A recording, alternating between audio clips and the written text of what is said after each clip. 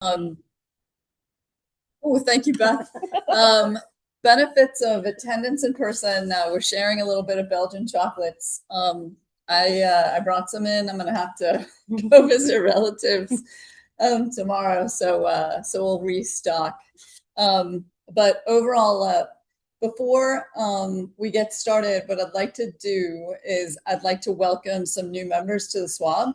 We have 3 new members. I'm not sure if all of them are here. We have Elizabeth Kuzilla.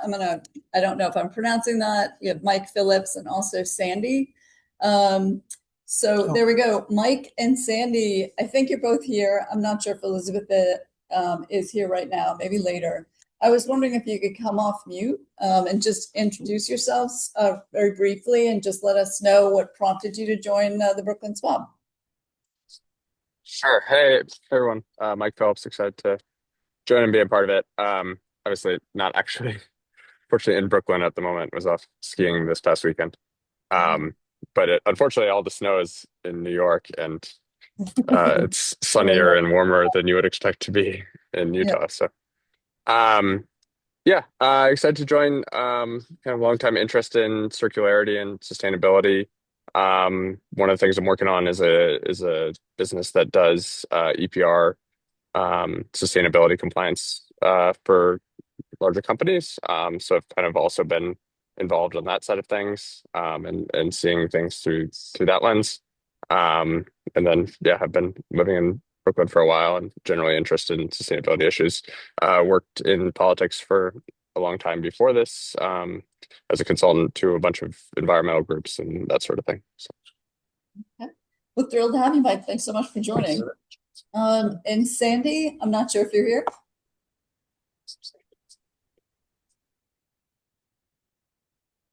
Sandy, you're muted.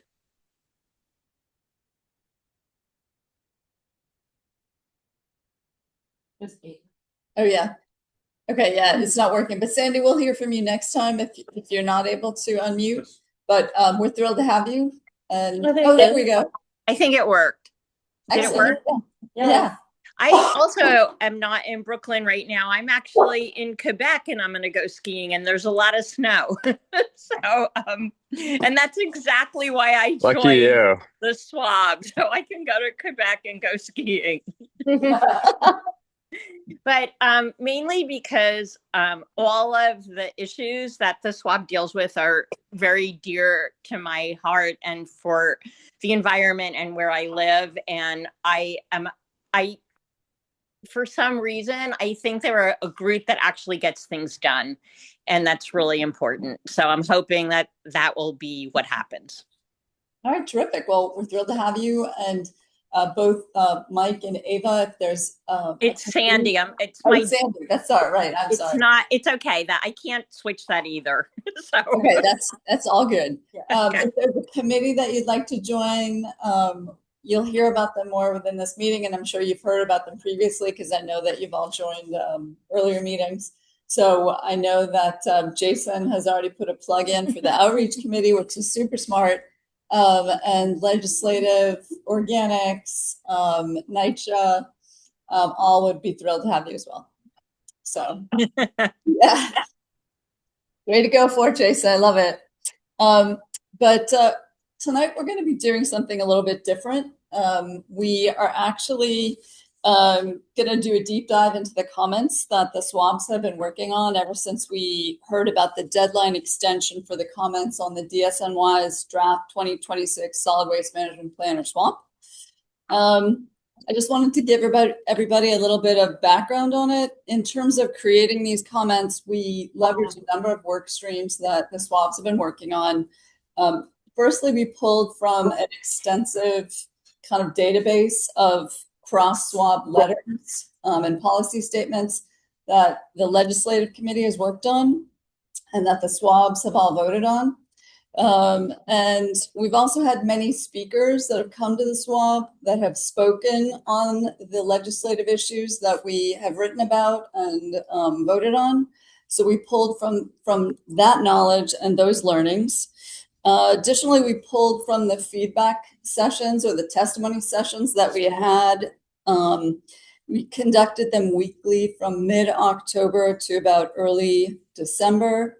And then finally, we were impacted by the testimonies of the attendees of our public hearings run by the Queens SWAB, the Bronx SWAB, and the joint session from the Brooklyn and Manhattan SWAB. We've also received a little bit of questions about why our comments or our reply to the SWAMP was based on our analysis of the SWAMP as opposed to recommending what the policies should be. And that was a strategic choice on our part. Because the New York State DEC, the governing body for the SWAMPs, says that when a plan is put out, they're looking for public comments on the plan. We thought it would be best to follow that guidance. And also within the laws governing the SWAMP, if public raises comments that are substantial in nature and identifies issues not answered or not considered within the SWAMP, the governing body is obliged to reply publicly. Another reason that we chose to take this path is that there were other organizations that were making recommendations. Align, Transform, No Trash came and spoke to the SWAB, and they reviewed their extensive recommendations with us. And I know that, you know, many of those recommendations we agreed with and thought had really great value.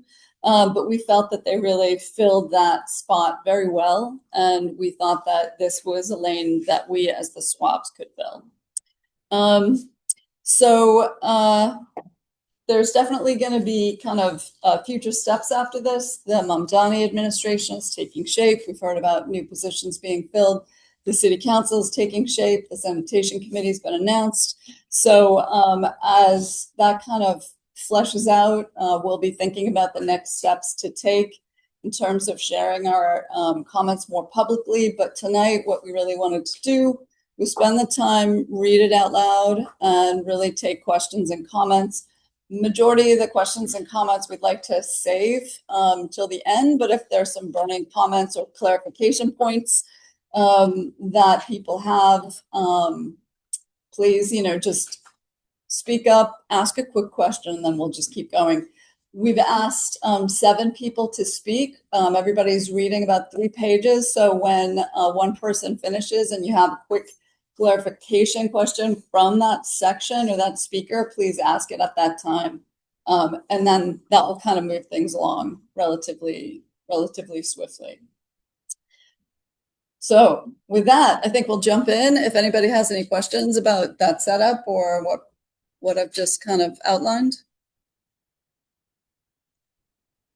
No questions, Mary Ellen, but can you put a link to the document in the chat? Sure thing. That's a great idea. Thank you. Oh, and yeah, as Mary's mentioned, all the SWABs submitted all the testimonies that we received. So the Queens SWAB, the Brooklyn SWAB, and the Manhattan SWAB, the joint testimonies, and I believe the Bronx SWAB did as well. So we've been checking in with Dior, so we'll be hearing about that as well. So with that, I think Rhonda has pulled up the comments up on the screen. I hope everyone can see them. Wait, who's transcribing? Let's see. Okay. We could take the AI companion. Yeah. Also click on that. It's that thing, yeah. We're just gonna bring that in. Let's see. Maybe let's.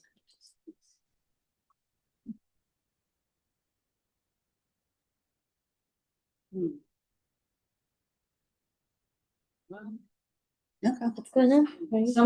it just said this meeting's being transcribed. Okay. And All right. it's on. All right. So we'll maybe Beth can dive into that a little bit. Oh yeah, Beth, can you see if you can find where the AI companion is and eject? All right. But with that, Right.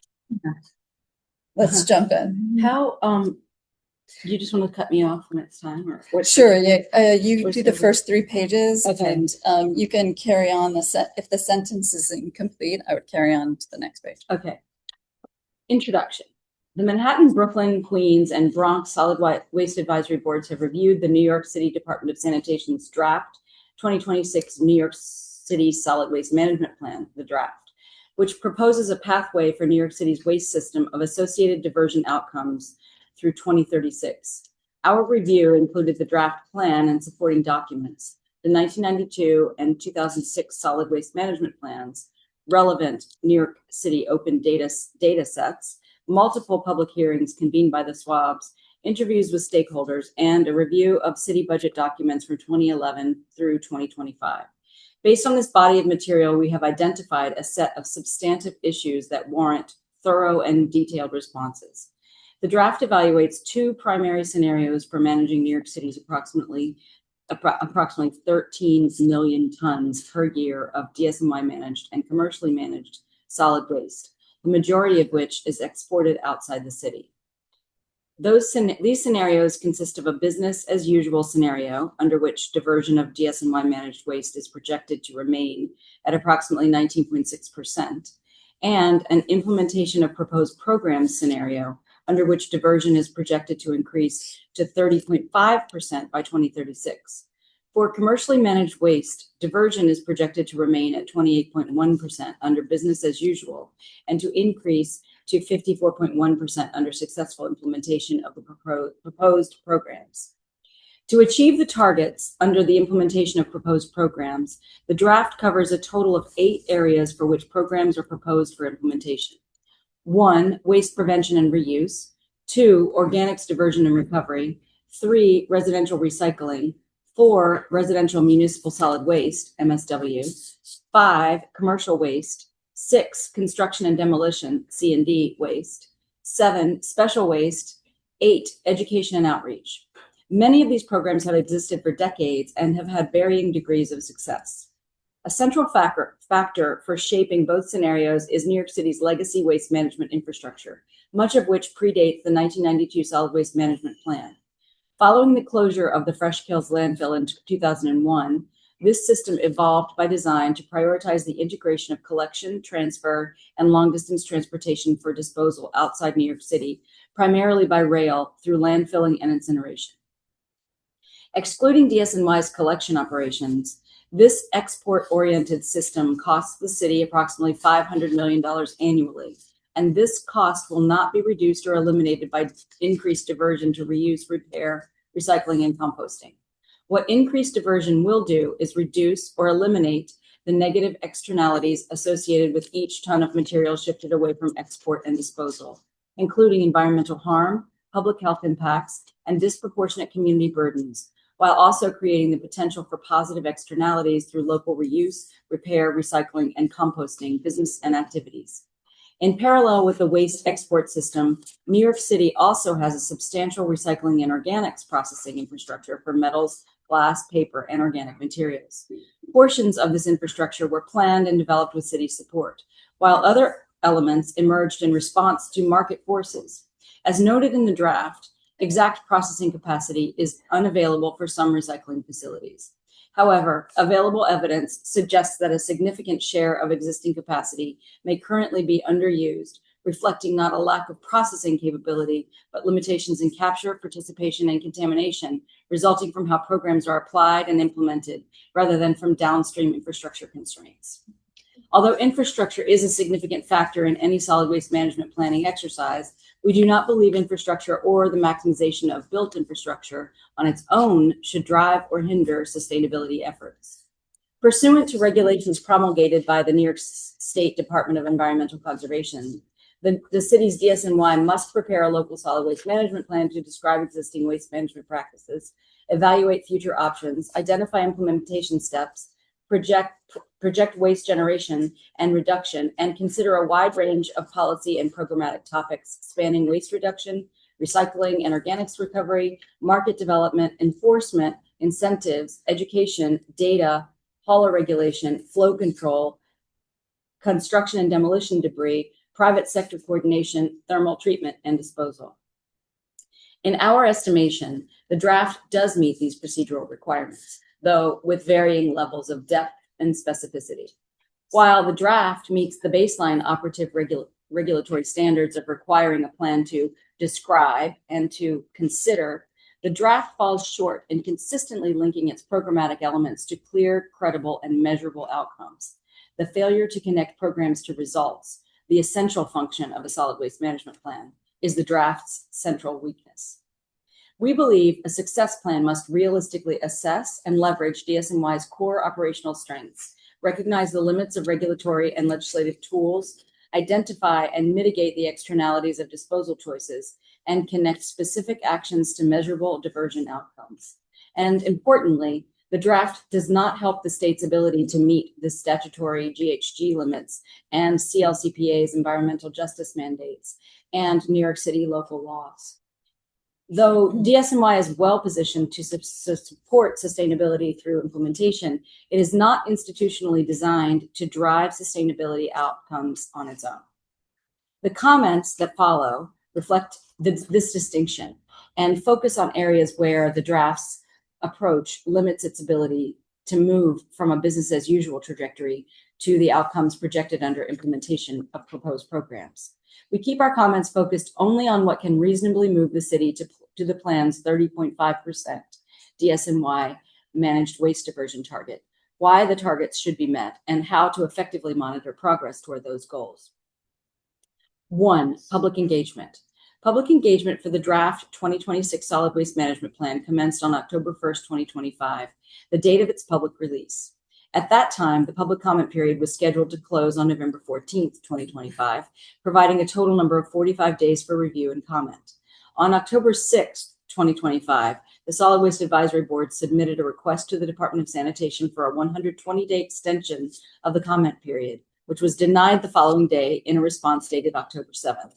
After sustained advocacy by the SWABs and other organizations and stakeholders within and outside of New York City, DSNY granted an extension on November 14th, establishing a revised comment deadline of January 16th, 2026.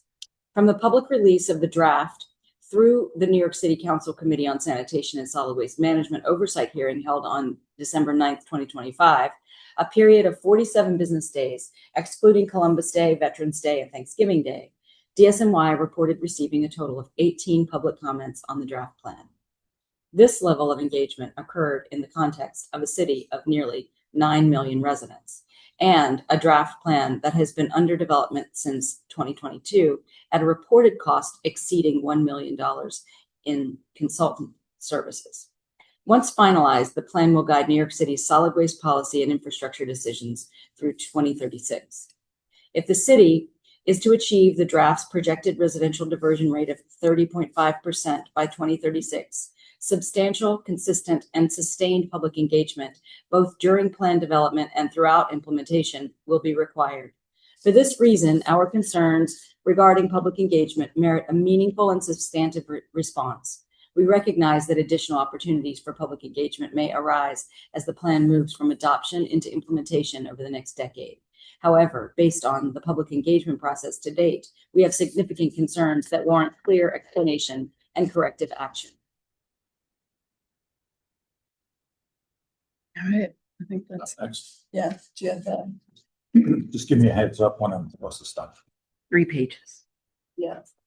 Guidance from the United States Environmental Protection Agency on public participation emphasizes that not all public engagement is equivalent and that agencies must determine at the outset of the planning process the degree of influence the public will have on decision making. EPA further notes that failure to clearly define the public's role in advance frequently undermines the effectiveness of public participation efforts and the success of the resulting plan. The role and influence of the public. Oh, sorry. I'm sorry, everybody. Oh my God, I totally What's wrong? forgot what I was doing. Thank you. Yeah. Role and influence of the public. How specifically did DSNY define in advance the intended role and level of influence of the public in both the development of the draft 2026 Solid Waste Management Plan and the implementation of the plan over its full 2026 to 2036 planning horizon? In particular, please clarify what decisions during the development of the plan DSNY intended to be meaningfully influenced by public input.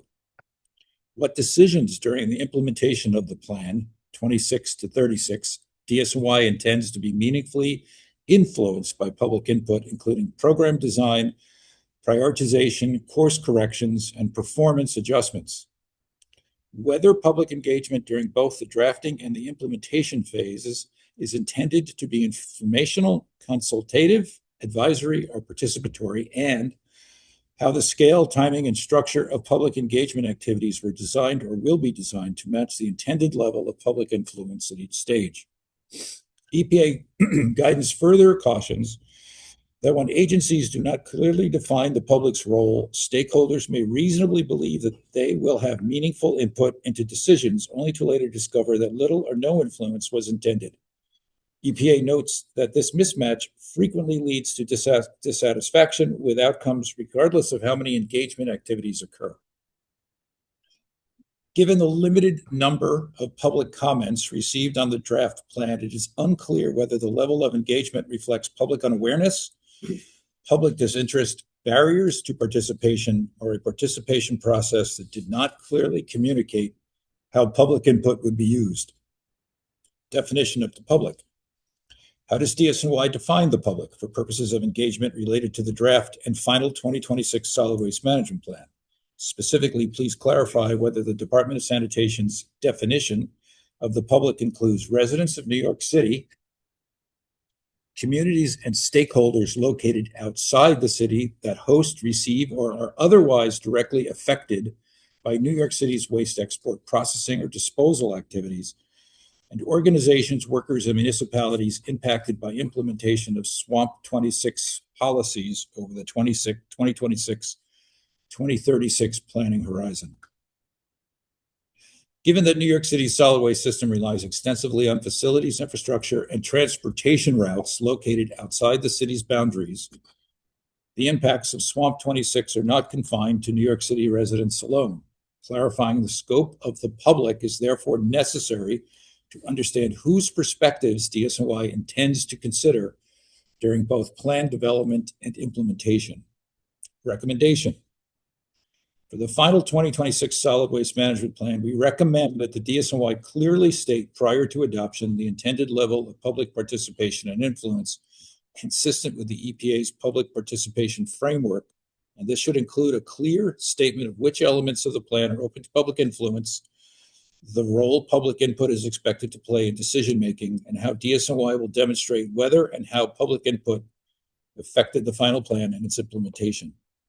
Absent such clarification, it will not be possible to evaluate whether the public engagement process associated with SWMP 26 was appropriately designed for the scale, cost, and long-term consequences of the plan. The number of engagement activities, the length of the comment period, and the existence of a public hearing do not by themselves constitute meaningful public participation, particularly where the agency has not articulated the degree of influence it intended the public to have over resulting policy decisions.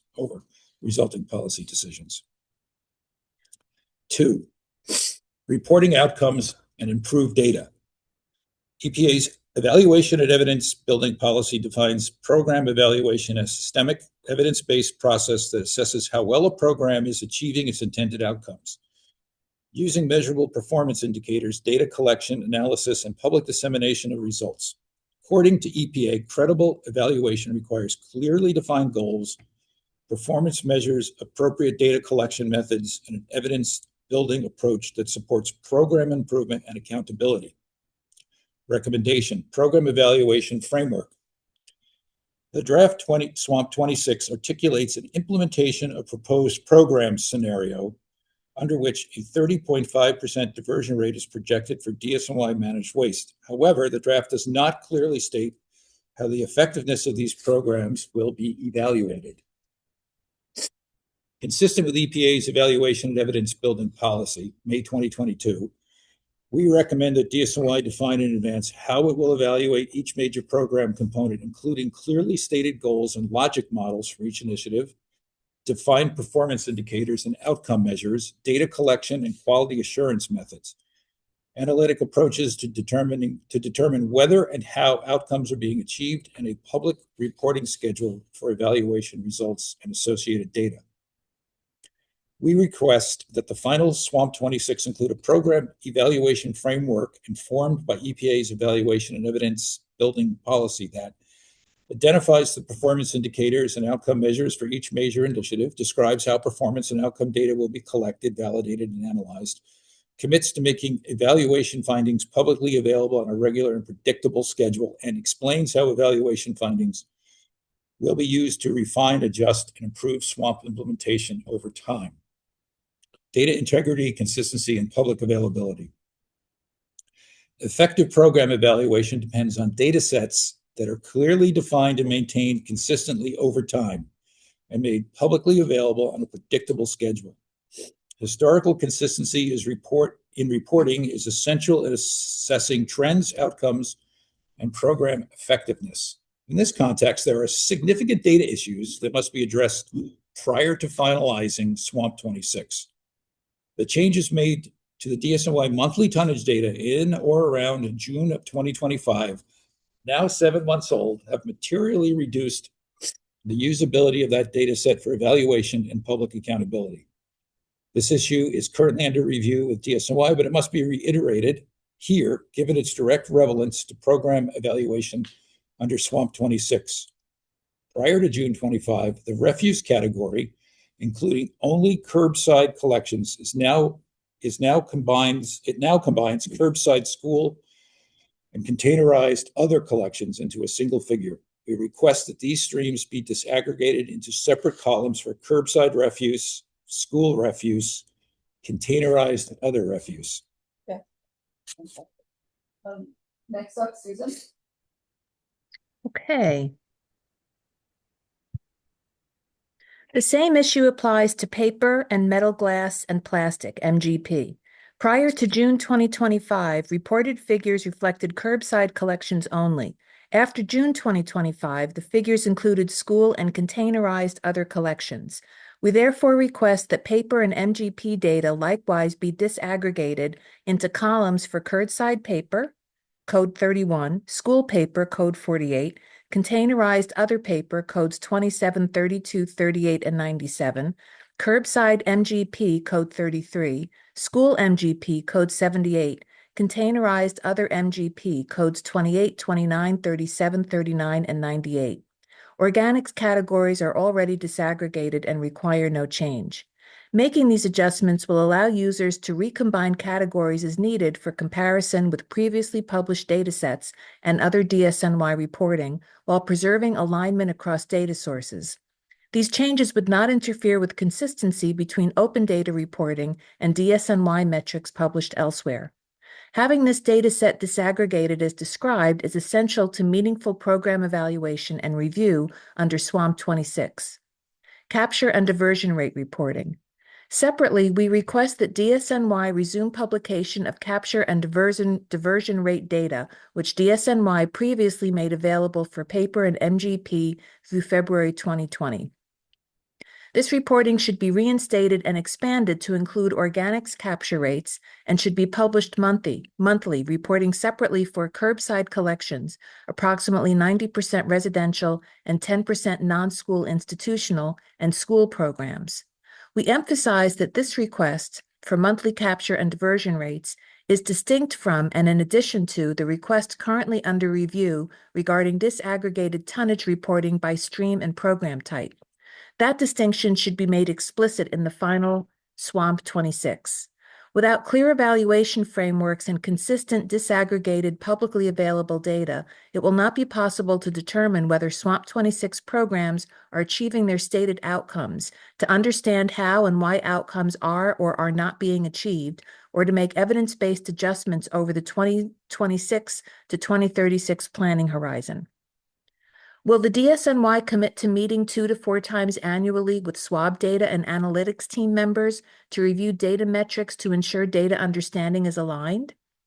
The draft SWMP 26 projects increased diversion outcomes over the 26 to 2036 planning horizon, but provides limited publicly available information regarding the design capacity, contracted capacity, and current utilization rates of recycling and organics processing facilities serving New York City.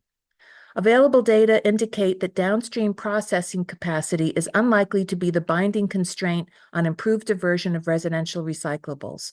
The Pratt Paper Recycling Facility in Staten Island processes approximately 450,000 tons per year, while New York City residential paper diversion totaled approximately 297,436 tons in 2023 and 293,890 tons in 2024. Similarly, residential metal, glass, plastic, and cartons MGPC diversion totaled approximately 285,752 tons in 2023 and 283,797 tons in 2024, volumes below the estimated annual design throughput capacity of approximately 500,000 tons at Sims Municipal Recycling's Brooklyn facility. DSNY has indicated that approximately 85% of this Brooklyn MGP capacity is currently utilized. However, Sims facilities in the Bronx, Queens, and New Jersey are also used to receive DSNY collected recyclables, and publicly available data on the design capacity and utilization of those facilities is not provided. In informal discussions with recycling operators, some facilities have further indicated that they are capable of accepting substantially greater quantities of source-separated material, and that New York City tonnage is currently supplemented with material imported from neighboring states to maintain efficient operations. Taken together, this evidence indicates that constraints on diversion performance are more plausibly driven by upstream capture, participation, contamination, and program design than by insufficient downstream processing capacity. Given the central role that downstream capacity plays in diversion planning, we request clarification on the following. What is the current design and contracted processing capacity for DSNY managed paper and MGP recycling? What portion of that capacity is currently utilized by New York City material, and how has utilization changed over the past 5 years? To what extent, if any, are facilities serving New York City supplementing throughput with material from outside the city? Without transparent reporting on processing capacity and utilization, it is not possible to evaluate whether projected diversion outcomes are constrained by downstream infrastructure or by upstream capture, contamination, and participation. Recommendation: processing capacity and utilization reporting. We recommend that DSNY include, as part of the final SWMP 26 and its ongoing reporting framework, clear and consistent disclosure of recycling and organics processing capacity, including design capacity, contracted capacity, and annual utilization by material stream. Such reporting is necessary to distinguish between infrastructure constraints and programmatic performance issues, and to ensure that future planning decisions are grounded in transparent, verifiable assumptions. 3. Consistency with CLCPA, the scoping plan, and city laws. A particularly important area of concern is the degree to which the draft 2026 Solid Waste Management Plan operates within and is consistent with relevant New York State and New York City legislation. At the state level, the Climate Leadership and Community Protection Act, CLCPA, codified in Environmental Conservation Law Article 75, establishes legally binding greenhouse gas emission limits and environmental justice obligations applicable within New York State. Accompanying this CLCPA is the Climate Action Council's 2022 Scoping Plan, which provides the state's policy roadmap for achieving these statutory emissions limits and advancing equity goals across economic sectors, including waste management. At the city level, Local Laws 86 and 87 of 2023 further clarified DSNY's responsibilities with respect to waste diversion by establishing a citywide goal of diverting 100% of city-generated recyclable waste from landfills and incinerators by calendar year 2030. Where this goal is determined to be infeasible despite best efforts, DSNY is required to report that determination in its annual Zero Waste Report and to make recommendations for meeting the diversion goal. In addition, Local Law 152 of 2018, the Waste Equity Law, passed in 2018 and implemented in 2019, was enacted to address disproportionate truck traffic and waste volumes in overburdened community districts, specifically Brooklyn Community District 1, Queens Community District 12, and Bronx Community Districts 1 and 2. Local Law 152 seeks to mitigate these impacts by reducing permitted transfer station capacity in the identified districts, preventing the overconcentration of waste management facilities and operations, and requiring DSNY to monitor waste flows and transfer station capacity and to submit annual implementation reports to the City Council. CLCPA, the Scoping Plan, and Waste Export. Through the lens of this legislative context, we consider Table 1 to 4 from the draft plan, Final Waste Destinations and Environmental Justice Communities, which identifies the final disposal or processing facilities receiving New York City's waste and presents selected demographic characteristics of the host communities. All right, so we have Table 1-4 from the draft plan, Final Waste Destinations and Environmental Justice Communities. And then jumping down to the first paragraph. As presented in the draft, Table 1-4 documents that a substantial portion of New York City's waste is disposed of at landfills and incinerators located in communities disproportionately comprised of people of color and or higher poverty rates, including facilities located both within New York State and outside of the state. New York City's current waste export dependent system therefore creates a complex geographic pattern of impacts. Some of these impacts, particularly greenhouse gas emissions, truck traffic, and cumulative burdens experienced by environmental justice communities within New York City and New York State, fall squarely within the scope of the CLCPA and the Climate Action Council Scoping Plan. Other impacts occur outside New York State, where the CLCPA does not directly apply, but nonetheless represents foreseeable and material consequences of New York City policy choices. Though the CLCPA's regulatory authority is limited to New York State, the New York City's waste management decisions are a primary driver of emissions, pollution, and environmental burdens both within and beyond the state's borders. New York City's reliance on waste export externalizes environmental and public health burdens to communities beyond the city and the state, even though those burdens arise directly from in-state consumption and policy decisions. The Climate Action Council's 2022 Scoping Plan emphasizes emissions reduction at the source, avoidance of burden shifting, and prioritization of local solutions that reduce transportation-related emissions and cumulative impacts. Continued reliance on long-distance waste export runs counter to these principles by displacing emissions and environmental harms rather than reducing them. The Scoping Plan further adopts an expanded approach to greenhouse gas, accounting by including out-of-state emissions associated with imported electricity and the extraction and transmission of imported fossil fuels. This reflects a policy choice to account for emissions that occur outside New York State when they are the foreseeable result of in-state consumption. The draft SWMP 26 does not apply a comparable analytical lens to emissions associated with New York City's waste export system, despite the fact that waste disposal is an essential component of enabling in-state consumption. This asymmetry raises a fundamental question of consistency, whether emissions resulting from New York City policy choices are being reduced or merely shifted beyond the boundaries of state accounting. Taken together, the CLCPA, the Scoping Plan, and relevant city laws establish both climate and equity-based constraints on waste system design and make diversion performance the primary mechanism available to DSNY to reduce harm.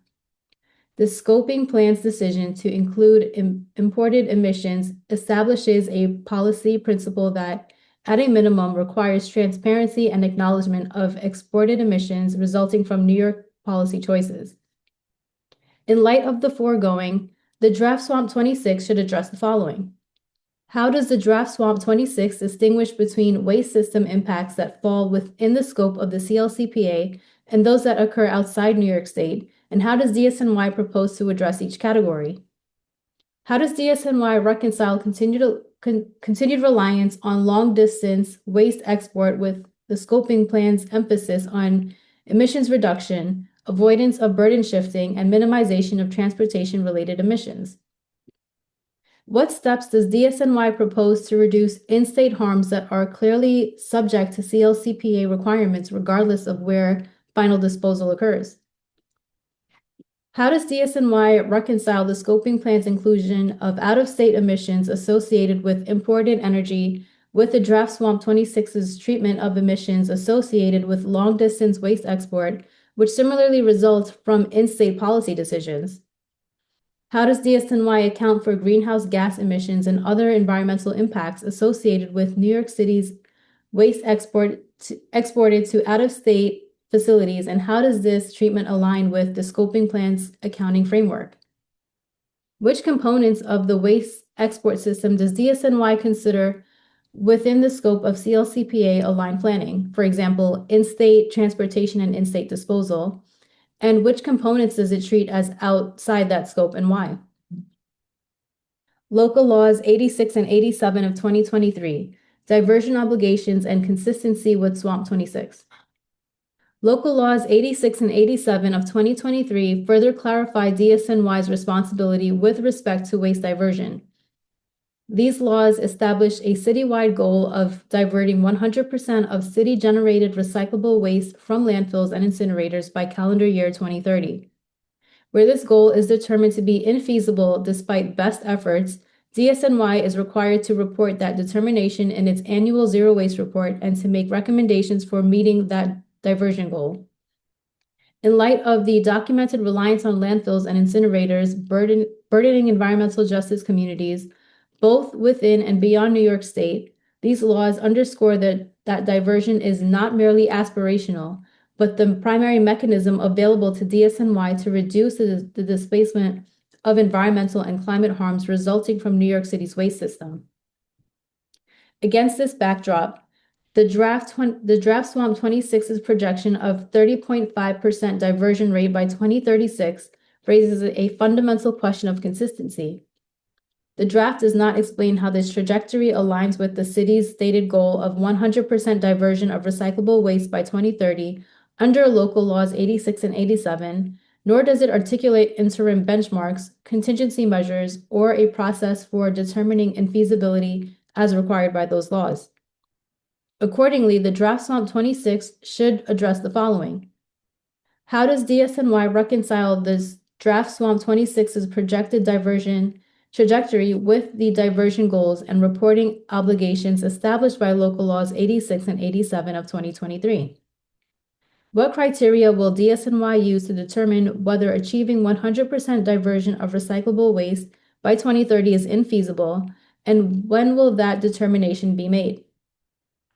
How will DSNY's annual zero waste report be used to assess progress toward reducing reliance on the landfills and incinerators identified in Table 1.4, particularly those serving environmental justice communities? If diversion targets are not met, what corrective actions does DSNY commit to implementing to prevent the continued displacement of environmental and climate harms through waste export? We recognize that DSNY's direct enforcement authority with respect to private waste generators and downstream disposal facilities is limited. However, Local Laws 86 and 87 do not hinge on enforcement alone. They require goal setting, performance measurement, public reporting, and recommendations for corrective action. SWMP 26 should therefore be explicit about how DSNY will meet these obligations through program design, contracting decisions, diversion investments, and transparent reporting. Perfect. Thank you, Danielle. Next up, Mary. You're ready to go? I'm muted. Sorry, guys. Very sorry. Okay. Local Law 152 of 2018 and Waste Equity Outcomes.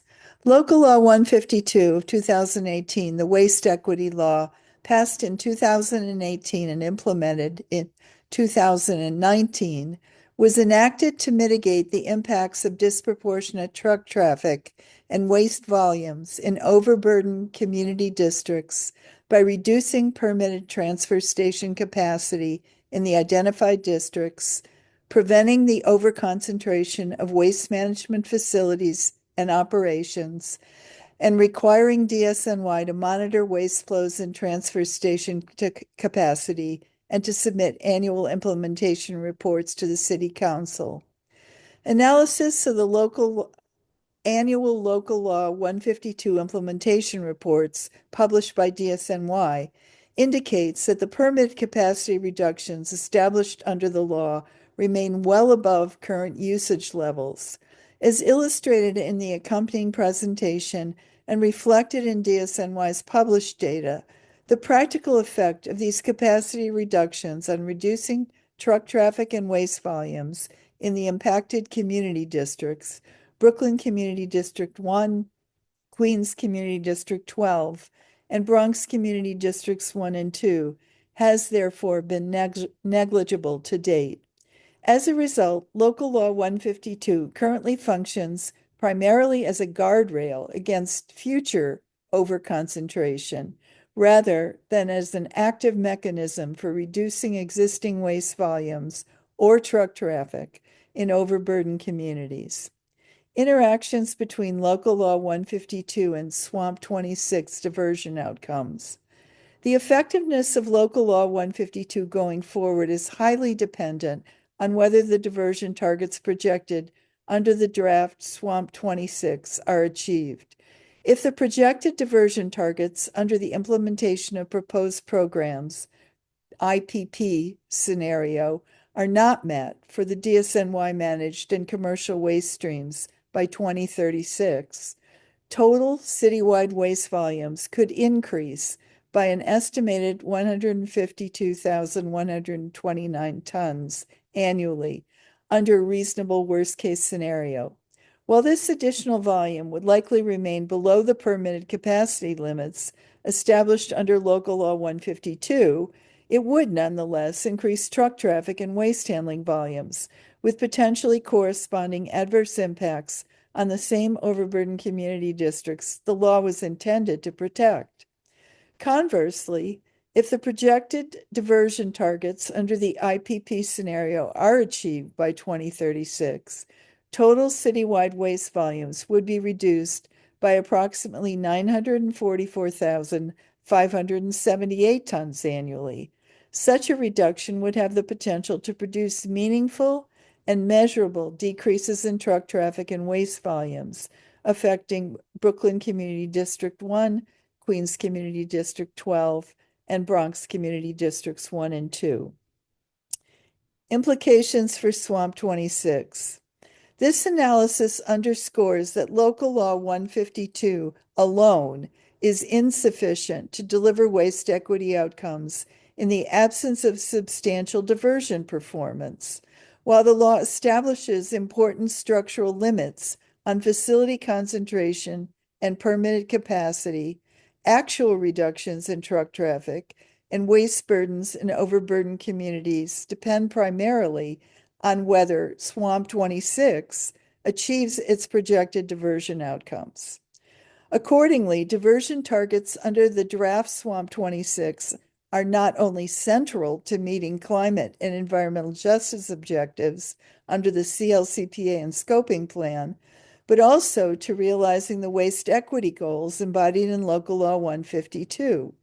Without achieving these diversion targets, the draft plan risks leaving the communities identified in Local Law 152 exposed to continued and potentially increased waste-related impacts, notwithstanding the existence of statutory capacity limits.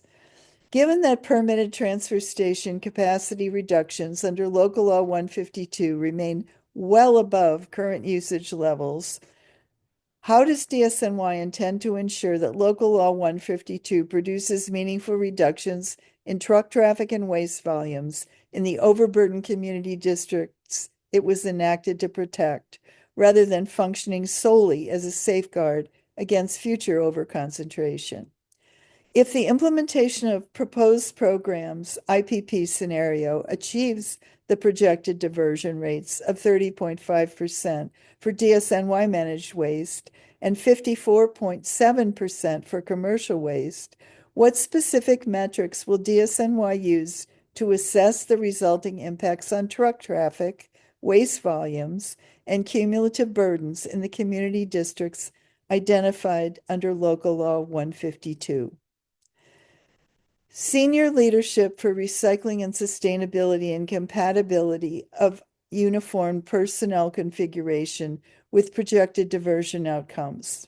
This is section 4. A further area of concern relates to whether DSNY's current organizational structure and uniform personnel configuration provide sufficient capacity, authority, and operational alignment to deliver the recycling, waste reduction, and diversion outcomes projected under Draft 2026 Solid Waste Management Plan. In May 2012, the Bloomberg administration announced the creation of a Deputy Commissioner of Recycling and Sustainability within DSNY, a role that subsequently evolved into the Bureau of Recycling and Sustainability, BRS. The establishment of this position in the Bureau reflected an explicit recognition that recycling organics, waste prevention, and sustainability initiatives required dedicated executive leadership, strategic coordination, and sustained programmatic focus distinct from refuse collection and disposal operations. A high-level DSNY organizational chart from 2021 showed the Bureau of Recycling and Sustainability as a distinct entity with a defined leadership structure, including a deputy commissioner, 4 directors, and 2 deputy directors. At that time, the Bureau appeared positioned to provide centralized leadership across the city's recycling, organics, and diversion programs. Subsequent budgetary and organizational changes, however, appeared to have materially altered this structure. The fiscal year 23 departmental estimates, operating budget, agency 827, unit of appropriation 102, cleaning and collection, under Responsibility Center 1014, Waste Prevention, Reuse and Recycling Budget Code 2991, reflect a reduction of approximately $900,000 and an associated headcount reduction of 12 positions. At present, the functions formerly housed within the Bureau of Recycling and Sustainability appear to have been reorganized under the Bureau of Solid Waste Management as Resource Recovery, representing a shift away from a standalone senior-level bureau dedicated specifically to recycling and sustainability. This devolution raises questions about whether DSNY's current senior leadership structure is appropriately aligned with the scale, complexity, and sustained performance required to achieve the draft SWMP 26's projected diversion outcomes, particularly given the plan's increased reliance on implementation, evaluation, public engagement, and interagency coordination over the 2026 to 36 planning horizon. In parallel, recent changes to DSNY's Uniformed Workforce Framework, including provisions adopted under the 2023 Collective Bargaining Agreement covering uniformed sanitation workers, appear to have operational implications relevant to diversion performance. As described publicly, the agreement consolidates routing, performance metrics, and operations targets for refuse and recycling collection into a unified, quote, all materials, end quote, framework, replacing prior structures under which refuse and recycling were managed, routed, and evaluated as distinct operational streams. While labor agreements appropriately reflect negotiated terms and conditions of employment, SWMP 26 relies on projected improvements in recycling and organics diversion that historically have required differentiated routing, performance measurement, and operational emphasis. The draft does not address how changes in uniform personnel configuration, routing flexibility, or performance incentives interact with or support the diversion gains projected under the implementation of proposed program scenario. In light of the draft plan's reliance on substantial and sustained diversion performance, we request clarification of the following. What senior leadership structure within DSNY is currently responsible for setting citywide recycling, organics, waste reduction, and diversion strategy under SWMP 26, and how is that authority exercised across bureaus and operational divisions? And how does DSNY assess whether the current organizational placement and staffing of resource recovery within the Bureau of Solid Waste Management provides sufficient authority, institutional focus, and cross-agency coordination to achieve the diversion outcomes projected in the draft plan?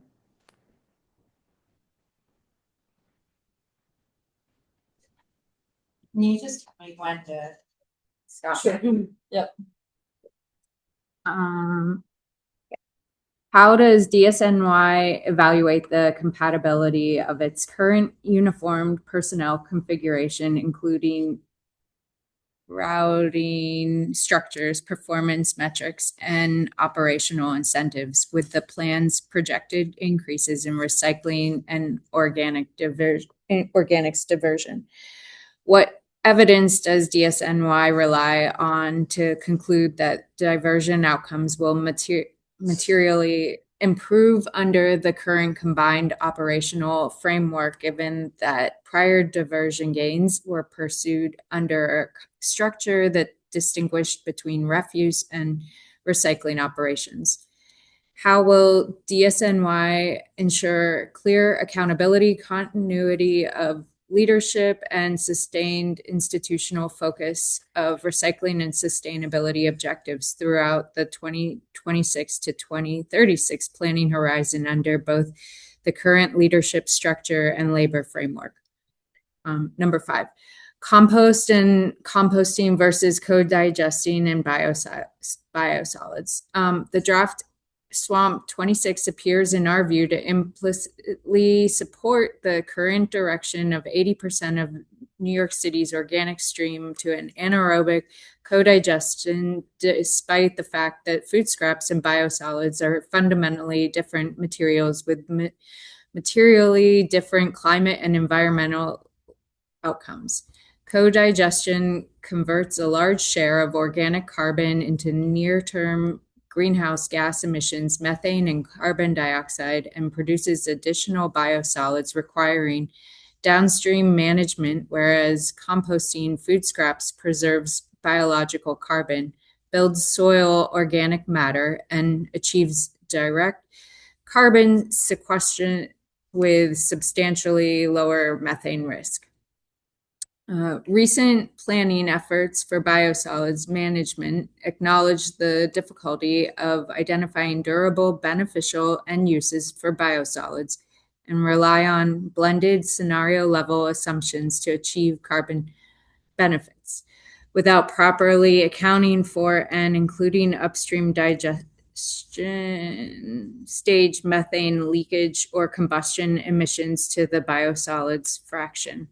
As a proposed solution, the Department of Environmental Protection and the DSNY have engaged in the development of a biosolids master plan, which is referenced multiple times in the draft 2026 SWMP, starting on page 9 of the draft 2026 SWMP executive summary.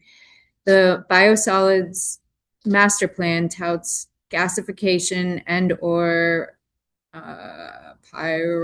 pyrolysis solution as the best approach for eliminating toxicants from biosolids or sewage sludge, so that the sludge can be put to beneficial use instead of landfilled or disposed of via standard incineration. The beneficial use of biosolids produced via co-digestion will allow the DEP and DSNY to achieve GHG emissions saving comparable to composting, according to the Northern Tilth study. Without the beneficial use of biosolids, example, land application of biosolids, the GHG models show that co-digestion of food scraps with sewage cannot match the benefits as provided by composting. The economic justification for using millions of dollars to build a gasification or pyrolysis plant to eliminate PFAS from biosolids to facilitate beneficial use is not known. Additionally, as more communities pass laws to protect themselves from PFAS, microplastics, and heavy metals in biosolids, it is not certain that biosolids that go through advanced thermal treatment will be fit for beneficial use. By contrast, composting food scraps avoids these upstream emissions entirely and yields a stable land-applied product with demonstrated carbon sequestration benefits. Against this backdrop, the draft SWMP 26 does not explain why a high-value, climate-positive feedstock is being routed into a system optimized for sewage waste treatment and high-cost energy recovery rather than soil carbon retention. Additionally, Local Law 85 of 2023, Section 16-308 requires DSNY to, as a part of the SWMP 26, to include a plan maximize the usable composting of organic waste collected. The draft plan notes that 73% of separated organics collected by DSNY were recovered for beneficial use. However, this number appears to include co-digestion in the calculation. Due to its environmental impacts, co-digestion plus biosolids is not nearly as beneficial a use as traditional composting. To comply with the law, the final plan must describe the amount of organic waste collected and sent to composting facilities to be processed into usable compost. Expansion of composting within New York City should not be dismissed as infeasible. The Intro 696 report clearly makes the case that composting is more environmentally beneficial as well as economically beneficial. Green jobs, tax revenue, community cohesion, participation. Additionally, the Intro 696 report outlines that adequate space for composting exists within New York City. How does DSNY justify prioritizing co-digestion over composting for the majority of New York City's food scraps under SWMP 26, given the significantly different carbon, methane, and sequestration outcomes of these pathways under a 20-year greenhouse gas accounting framework? And on what evidence does DSNY rely to conclude that this approach is consistent with the CLCPA, the Climate Action Council scoping plan, and the city's diversion and climate objectives? Recent city planning efforts for biosolids management explicitly evaluate downstream emissions, transport, end-use fate, and carbon sequestration using a system-level analytical framework. Why does the draft SWMP 26 not apply a comparable life cycle or system boundary analysis to municipal solid waste export, including long-distance transport, landfill and incineration emissions, and cumulative environmental justice impacts? And how does DSNY justify this analytical inconsistency in light of the CLCPA and the Climate Action Council's scoping plan? On what evidence or rigorous economic analysis does the city show it is in the financial interest of the residents of NYC to direct their food scraps to high-cost processing co-digestion that produces GHG as fuel when there are other more affordable energy sources? And what economic analysis does the city use to show that it is further financially beneficial to lock the city into building expensive processing capacity, advanced thermal treatment for additional biosolids produced as a result of adding food scraps to sewage in the co-digestion process? That's it. Okay. Yeah. Cool. Thank you so much, Bella. All right, we're in our home stretch. Our final review, or our review of the draft SWMP 26 and the accompanying attachments and endnotes indicate that biosolids management and anaerobic digestion are supported by a concentrated body of climate regulatory, in infrastructure-focused analyses, while composting is referenced primarily through operational and programmatic sources, with little comparable life cycle or climate evaluation. This imbalance in cited sources mirrors and helps explain the draft's apparent preference for co-digestion over composting as the primary destination for the city's organic stream.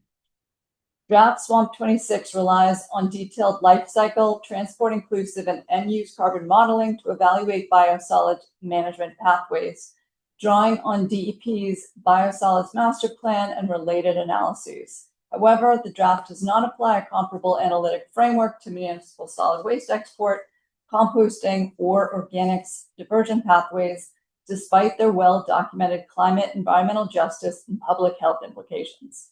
On what technical or policy basis does the draft SWMP 26 apply rigorous life cycle carbon analysis to biosolids management while limiting composting and municipal solid waste exports to largely descriptive treatment without equivalent evaluation of downstream emissions, sequestration potential, or avoided impacts? Recent state legislative developments, the Kellis and Harkin bill, further call into question the draft SWMP 26 reliance on co-digestion as the primary destination for the city's organic stream. Legislation currently under consideration in New York State would impose a moratorium on the land application of biosolids due to widespread PFAS contamination concerns, reflecting a rapidly shifting regulatory and public health landscape. Moreover, the New York Farm Bureau has reversed their position and is now opposing the land application of contaminated sewage sludge, in quotes, and will encourage testing prior to spreading. These developments underscore that biosolid management pathways assumed to be viable over the planning horizon of SWMP 26 may, in fact, face significant legal, environmental, and political constraints. Yet the draft does not evaluate how such constraints could affect the feasibility, risk profile, or long-term sustainability of directing municipal organics toward co-digestion rather than composting. Given active New York State legislation proposing a moratorium on land application of biosolids due to PFAS contamination, and the increasing number of county-level restrictions already in place, how does DSNY assess the long-term viability and regulatory risk of directing substantial portion of cities' organics toward co-digestion, which necessarily increases biosolids? How does the draft SWMP 26 account for this legislative trajectory when comparing co-digestion to composting as organics management pathways? 6, stated commitment to achieving diversion targets under implementation of proposed programs.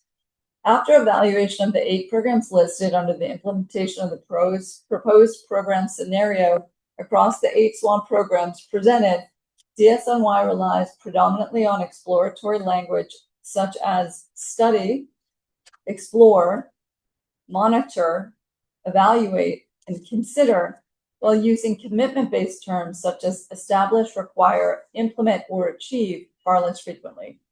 Given that SWMP 26 is intended to guide 10 years of implementation and is relied upon to project diversion outcomes of 30.5% for DSNY managed waste and 54.7% for commercial waste by 2036, how does DSNY distinguish between strategies that are merely investigatory and those that represent firm commitments with defined timelines, responsible parties, and performance metrics? For each of the 8 programs, which initiative does DSNY consider binding implementation commitments, and which are contingent, exploratory, or aspirational? And how does this distinction factor into diversion projections? Concluding remarks. Based on our review of the draft plan and supporting documents, the areas we have identified require thorough and detailed responses. Taken together, these findings raise significant concerns about the Department of Sanitation's ability, acting alone, to achieve the implementation of proposed program diversion targets of 30.5% for DSNY managed waste and 54.1 or 7 for commercially managed waste. This concern is heightened by the fact that many of the programs proposed for implementation have existed for decades and have been supported by substantial institutional and structural resources intended to advance sustainability that are no longer in place. As previously noted, the Bureau of Recycling and Sustainability operated for a full decade between 2012 and 2022. These efforts, which should have produced measurable increases in diversion, resulted in little to no sustained long-term improvement. As shown in graph 1, 10-year diversion 2012 to 22, New York City began that period with an overall diversion rate of approximately 20% and ended it in 22 at approximately 19. Showing the graph here. We believe that the draft's 10-year diversion targets can be achieved and should be taken seriously. However, we have a low level of confidence that they will be achieved under the draft SWMP 26 as currently configured and with DSNY structured as it is today. At the same time, New York City's waste management infrastructure, ranging from waste export to recycling and composting, is extensive and the product of decades of planning, investing, and market response. That infrastructure should not be viewed as an obstacle to sustainability, but rather as a foundation that must be better aligned with effective programs, accountability, and outcomes. If the city is to meet both the requirements and the intent of the Climate Leadership and Community Protection Act and its scoping plan, as well as applicable local laws addressing zero waste and waste equity, these diversion targets at a minimum must be met. Once again, the SWABs extend our congratulations and thanks to the Department of Sanitation on the release of the draft SWAB for 26. We as well view the 26 SWAB as the beginning, not the end, of public engagement and collaboration, and we too look forward to detailed and thoughtful responses to our comments on the draft and to working together to make meaningful progress on the city's solid waste management goals. All right, that was lengthy. We have gone past the allotted time. But we appreciate you bearing with us as we've gone through it. And we'd love to have a discussion. I'm not sure if anybody from the legislative committee or the SWAB chairs want to make any comments before we begin. That's a thorough analysis and set of comments. I think, you know, we didn't have a lot of time. We worked very hard on this, and we wanted to stick to the plan. And also, we were, you know, designed to look at the plans from this angle, which is sustainability and diversion, right? Not to comment on things that are outside of our scope. So we tried to stay within our lanes as much as possible.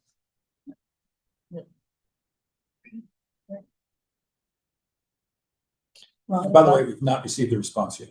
Right. Yeah. When were they due to give you a response? Well, they were supposed to. Well, that's a good question. We thought perhaps at the end of the month. Are you expecting a response? I thought that they had to respond like in the final version, but I don't know if they are committed to doing individual responses. I thought they were required to address substantive comments. In the final plan. Yeah. Right. But so far, nothing, you know, where is the plan? What's going on? Where's it coming from? Where's it going? And also the DEC has to kind of sign off on the fact that it's complete. But I don't know if they've received the official copy of it yet. Maybe they cannot, since the council has not signed off on it. Interestingly, we got CC'd on an email from DEC to DSNY, basically saying that if they need more time in order to do actual public engagement, that they should do that. Okay. So, but I don't know what the response to that was. You weren't CC'd on the response? No, it doesn't seem like there was one. Not one that I'm aware of. Okay. Interesting. Any comments or Q&A? I just have something to say. Yes, the last section on the co-digestion versus composting is really interesting, and there seems to be a lot of potential legal conversations happening around contamination of the biosolids use, etc. So curious if we expect a little bit more direct or evolved discussion, or is there even legal conversations happening in parallel around there? Right now, the biosolids master plan is still a plan. It has not been released publicly, and we found it through a conference transcript. Okay. So still like a ways to go, but there's also some potential conflicts with CLCPA and zero waste to landfill and incineration. Within the December 9th city council hearing, there was very interesting back and forth between DSNY and one of the council members saying that if they asked for an extension for the incinerator in Newark, or if they pursued other pyrolysis, gasification, other burning methods, they'd be in violation of city law. And they mentioned that they were proposing to New York State that this be viewed as kind of energy renewal and therefore sustainable practice. So more to come. Yeah, I would just add to that the analysis around the beneficial use and outcomes from biosolids come from the Northern Tilth study, which is, we have not been able to find that study. It's completely, no one knows where it is. It's a mystery. Although it's been widely quoted in Biocycle magazine. But the study. I think Professor found it when he was working on the report, no? And then the second is the biosolids master plan, which also was not publicly available. You had to go behind a paywall, which required background check, 2 telephone calls, also credit score. But so we got that. That's available now, but it's not part of the public repository. There's also the mayor's climate budgeting documents from the Adams administration. And they come up with conclusions on the beneficial use of biosolids that are particularly funny. So just very entertaining. So all of these documents should be looked at together, but they're not very transparent, and they need to be reviewed by like real scientists, I would say. So.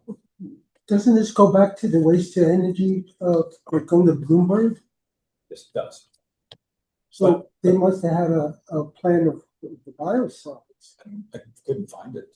I mean, the thing is, we looked as much as we could. It's very hard to find. I think that biosolid, the view was that you would have the land application of biosolids and it would be accepted as something that you could apply to land. And within the graph that we could find regarding the Northern Tilth study, it showed that if there was beneficial use of land application as fertilizer, then it would have slightly lower greenhouse gas emissions than composting. And that was the justification that was touted by the Bloomberg administration, like this is a fabulous solution. But as Borough President Reynoso has said frequently, it was a fabulous idea at the time. We thought it was going to work. We thought it was going to be great. But now our thinking has evolved. Science has evolved. And we've discovered that there is harmful things within these biosolids, and they can't necessarily always be applied to land in a healthy way.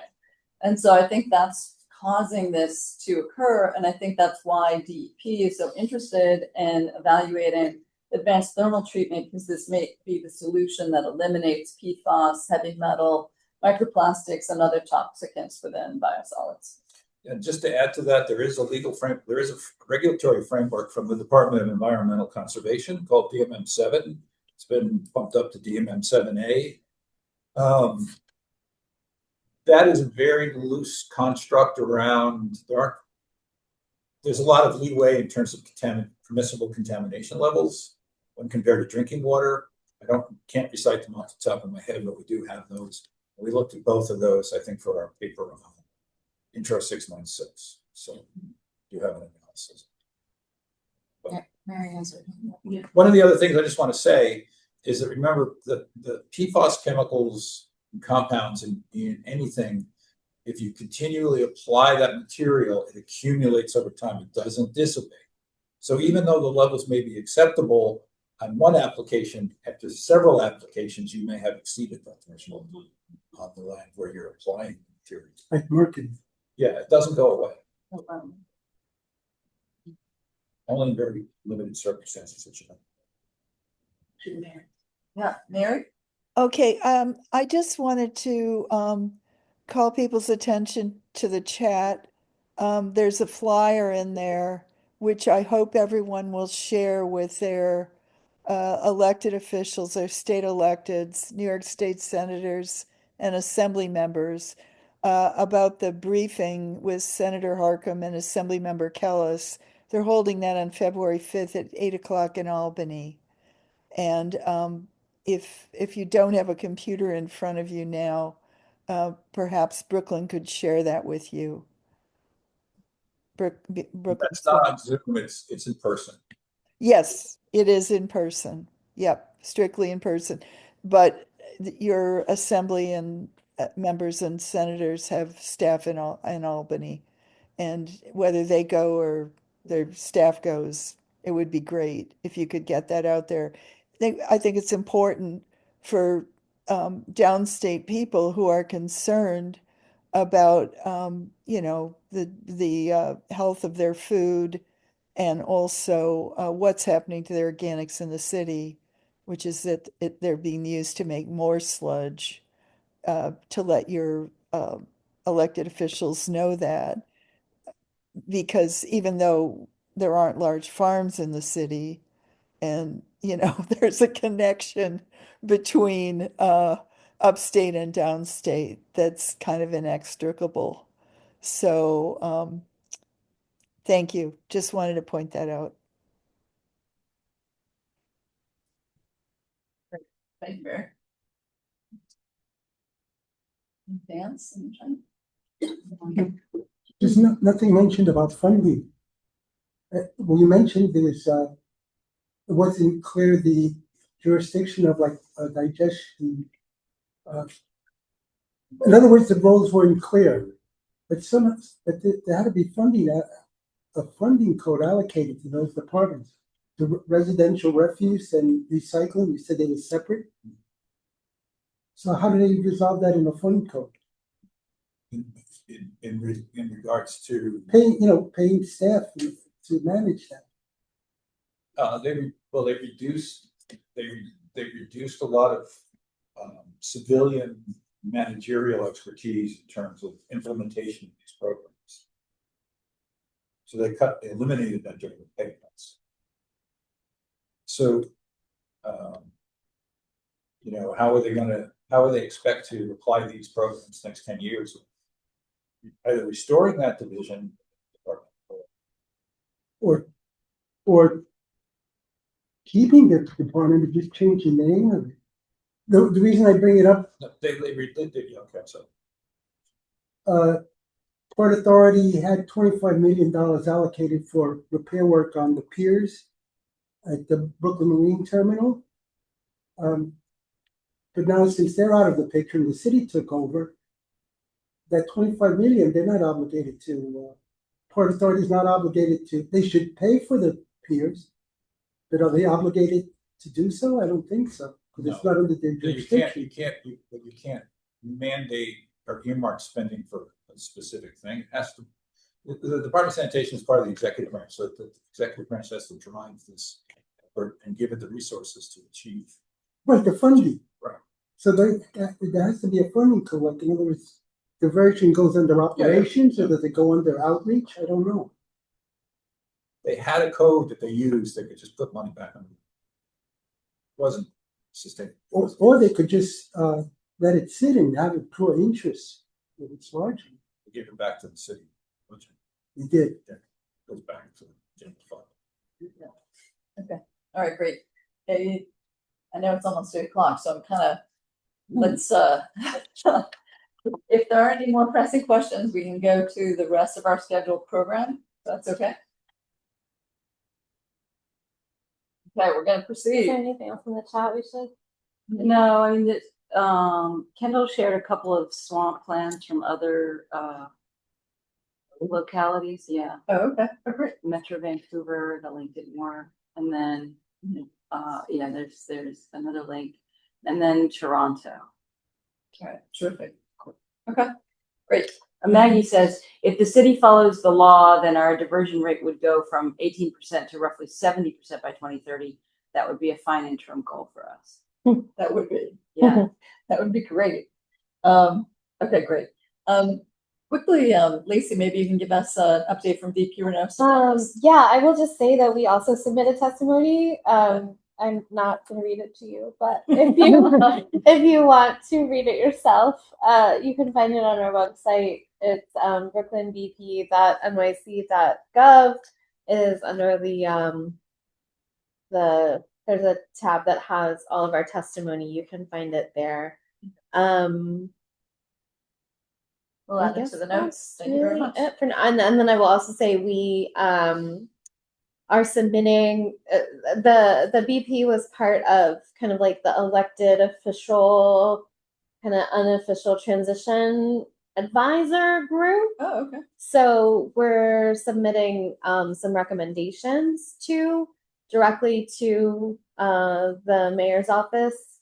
We pulled some stuff from that testimony to put in there as well. So just trying to kind of elevate a few of the things that are in there directly. But and then also we're in touch with the new council committee chair and his staff, and just trying to like download a lot of information to them. So we're working on many fronts at the moment. Terrific. Thank you, Lisa. Anybody else? Comments? Questions? All right, great. Next up, there'd be updates from Save Our Compost or Usable NYC. I know Sherry was here for a second. I think she had to leave by 7:30, so I'm afraid we missed. Oh, you're still here. Excellent. Yay. Sherry, take it away. You're muted if you're talking. There it is. Sorry, that was weird. Hi, everyone. Thanks for sharing all of that and that discussion. It was very, very helpful. For Save Our Compost, we've just had one meeting. There was quite a length of time over the holidays. So there was just one meeting, and it was also right after the Solid Waste Management Committee has been announced in City Council. So there's some planning around how to engage with them, and hoping to make some connections via Councilmember Abreu with the new committee chair. So we'll see how that goes. I think there's also some work around possibly a letter to Mamdani. And so that is some other things which I haven't dove into yet, and I need to check in with Mary Ellen and team about that. Because I know we don't necessarily sign on to the letters, but I think it's important to know, if there's something else we should be doing or check in that way. So, yeah. And there may be a meeting this week, and possibly not, because there's a lot of folks out at the composting conference that's going on in California right now. So I will keep you posted. Thanks so much, Sherry. Sure. I'm not sure if Uli's on, and I don't know if there's been any reusable NYC. Yeah, she said no. Yeah, she put in the chat that there were no meetings. Okay, no meetings. Okay, great. All right, so we're gonna jump to the executive committee meeting, and the first order of business for the executive committee is usually the adoption of the January minutes. Rhonda sent them out on Sunday night, and then again today. For members, if you've had a chance to review them, I would ask someone to make a motion for us to vote on the minutes. Or if there are any comments or corrections. Mary Ellen, I don't know that we have a quorum. Okay. All right, we'll wait until next time then. But hopefully we're very close. But close. I think we're one person short. Okay. All right, we've got yeah. Okay, good enough. All right, so we'll wait until next time. Does anybody have any points of clarification or questions on the minutes? No? Okay. They were great. Very juicy. I know it was really crazy to go back over. Yeah. Next up, wanted to let everyone know that Lee Stark has moved to Princeton, New Jersey. She's got house with some land. I know she's digging into gardening and really kind of finding her groove there, loving it, joining some composting and waste-related organizations there. She has sadly resigned her position here and is no longer a SWAB member and also no longer a secretary. So we are now looking for a secretary. So if anyone is so inclined, please reach out to swab.brooklyn@gmail.com and let us know. We'd love to work with you. And yeah, that would be terrific. Let's see. And just to give you some background, the secretary does work on meeting notes, but they also do work on website and social media. We've thought a little bit about whether or not we want to divide it into two positions to, compensate for the kind of the different types of roles. So depending on the people that are interested, maybe we can have that discussion. So that sounds great. Next up, the legislative committee, if anyone wants to comment. We met last Thursday. We had basically 3 points that we went over: the SWMP 26, the sewage sludge that Mary was mentioning, has seen the info to your council member, and then the bottle bill that was being resurfaced, and we passed over the updated document to the day after, and then we meet the last Thursday of the month, so anyone's welcome. We'll send out the invite. Right. Terrific. Outreach committee. Oh, Jason left and he put his into the chat.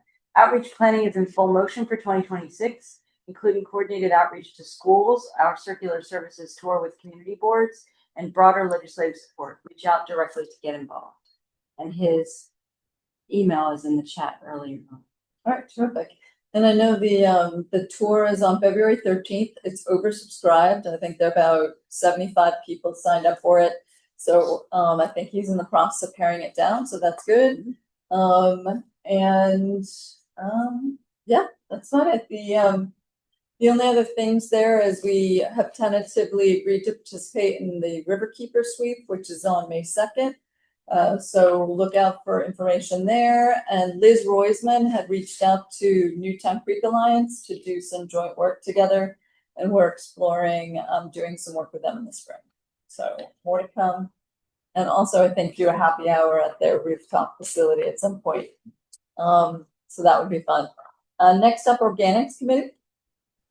Yeah, that's me. I don't have any updates. We didn't have a January meeting, but our next meeting is on Monday. So I encourage everybody to join us.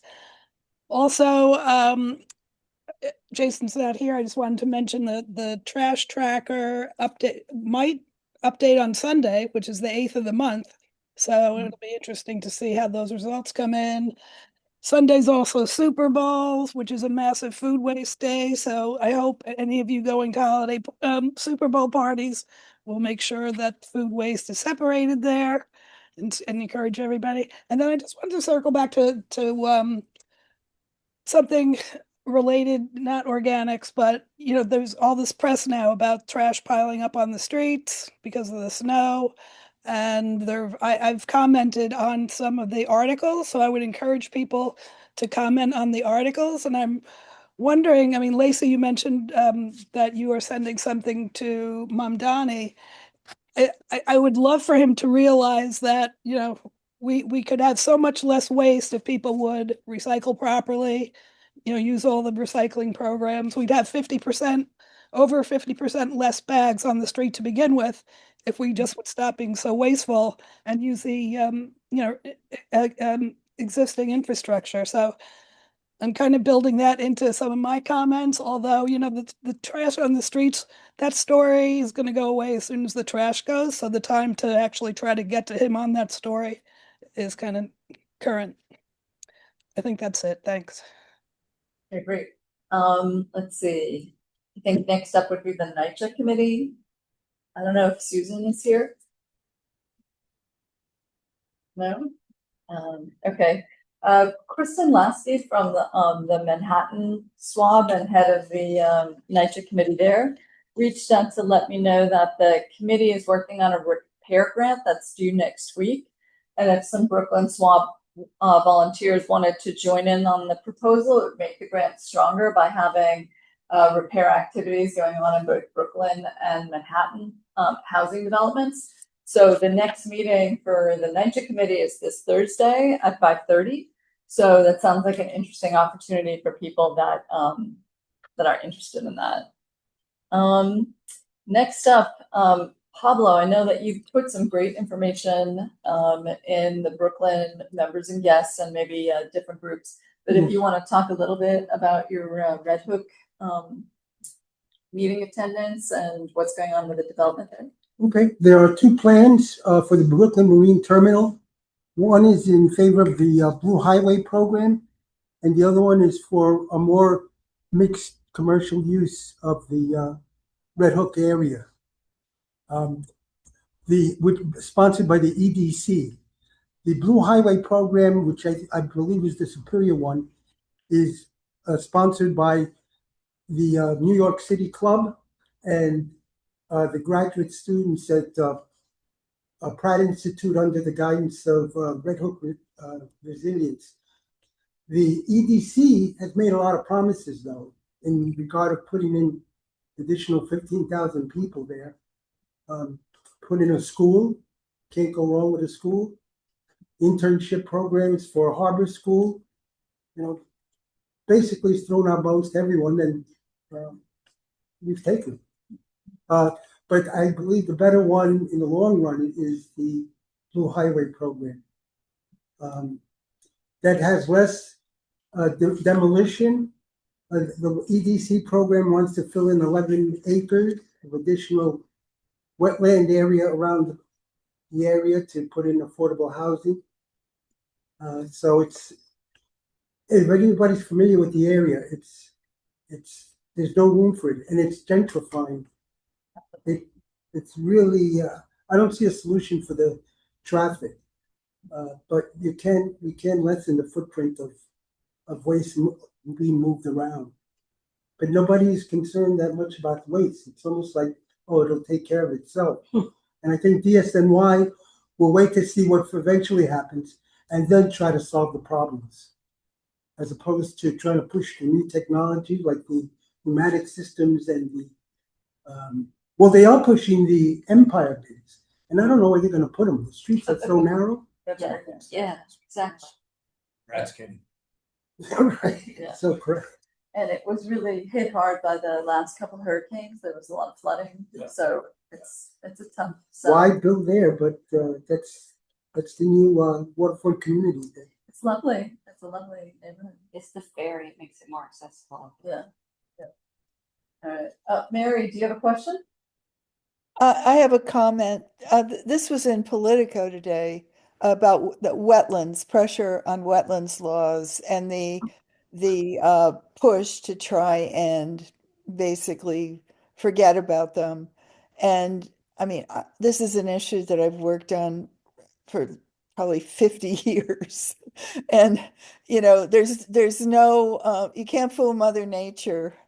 The underground geology is there, the volumes of water are there, and the water is going to go somewhere. And where it's going to go after the developers build their thing and leave, you know, it's going to affect the people who are living there and people living around there.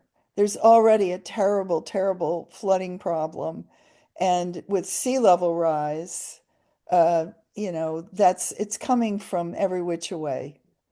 So, you know, not a good idea. Blue highways all the way.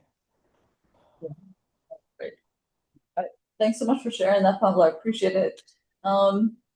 At this point, I think we're probably in the open floor. If anybody has any announcements to make or anything that they'd like to share. Well, soil studies are being done at NYCHA housing. They wanted to demolish it under the PAC rule, where, in other words, they want to privatize some of the public housing. And they did soil studies and they saw contaminated soil, which everybody knew anyway. But the question is, have they done anything similar, like in Hudson Yards? Because that was all industrial at one time also. Yeah, I don't know.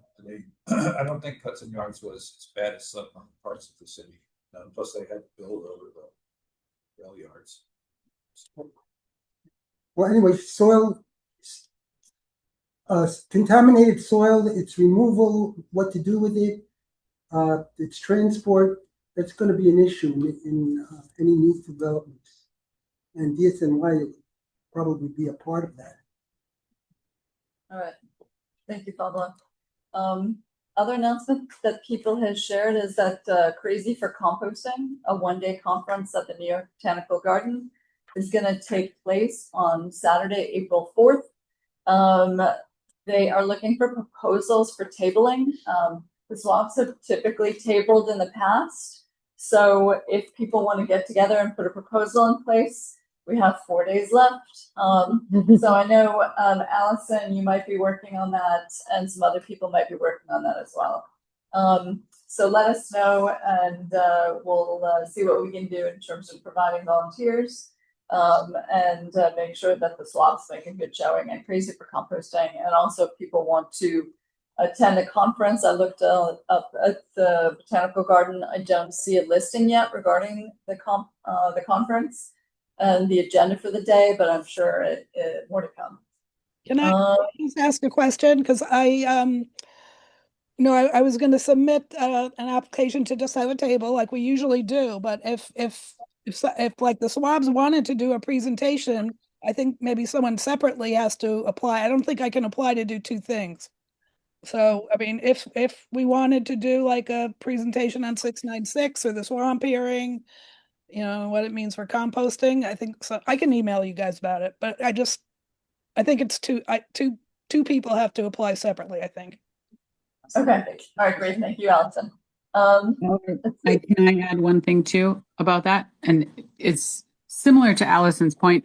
They are also taking workshop proposal submissions as well. So that's what's available now. And then they'll put out, conference registration later at a later date. So we'll share that when it comes out. But right now it's just proposals for tabling and or workshops. But you might be right, Allison. I don't know what their setup is this year, but I know they do try to do things at separate times so that the folks that are tabling can attend other things as well. But I don't know what the schedule is going to be this year. So you might have to do two separate submissions. But you could email them and ask them too. That's true. Yeah, they might. They're very responsive. So yeah, thanks all. All right, thanks, Sherry. And then there's a zero waste sip and solutions on February 26th. And that's about it on upcoming activities. And with that, our next meeting is going to be on March 2nd. We're going to be focusing on NYCHA, and we're working with Kristen Lasky to put together some speakers to talk about what's happening with waste management and other reuse and repair activities within NYCHA facilities across Manhattan and Brooklyn. And if anybody has any ideas or topics that they'd like to see covered for future meetings, please email or shout out now. But that's it. Thanks so much, everybody, and appreciate you spending the evening with us. Thank you. Yeah.